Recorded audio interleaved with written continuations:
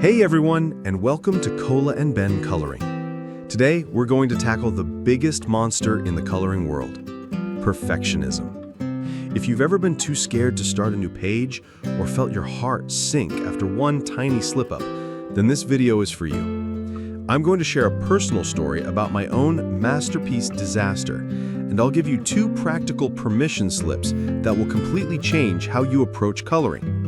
By the end of our time together, you'll learn how to silence that inner critic and turn any mistake into a happy little accident. So let's talk about this very serious issue, coloring book fear.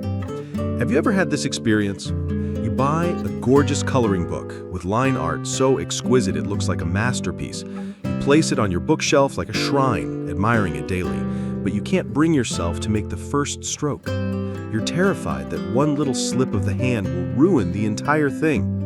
Your pencil just hovers over the page like an airplane that can't find the runway. If this sounds familiar, congratulations, you are not alone. Today we are going to diffuse this bomb called perfection and help you find your way back to simple joy. I want to share a little story with you. A few months ago, I was coloring an owl, this very one you see here. I was completely focused, trying to make every feather look perfect, like something out of a National Geographic photograph. I was working on its big, wise eyes, when suddenly my hand slipped. A dark blue pencil created a long, indelible scar across its perfectly white face. In that instant, my heart sunk. I thought, it's over. This owl's face is ruined. Its owl life is over. I had 2 choices. 1, crumple up the paper and pretend this tragedy never happened. 2, well, I just stared at that blue scar. It looked so out of place.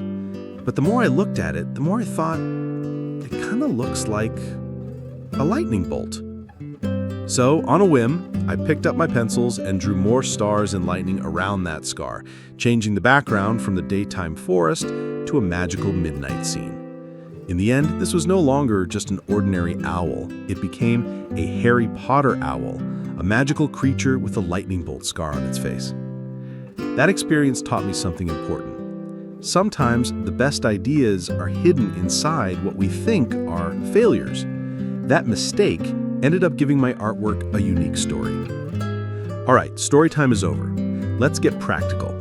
I'm going to give you 2 permission slips that will allow you, starting today, to mess up with complete confidence. When you get any new coloring book, turn to the very first page or the blank page at the end. This page is not for coloring. It is for sacrificing. We are going to perform a sacred ritual. Take all of your pens and pencils and just go wild on this page. Test your colors, draw circles, make lines, scribble.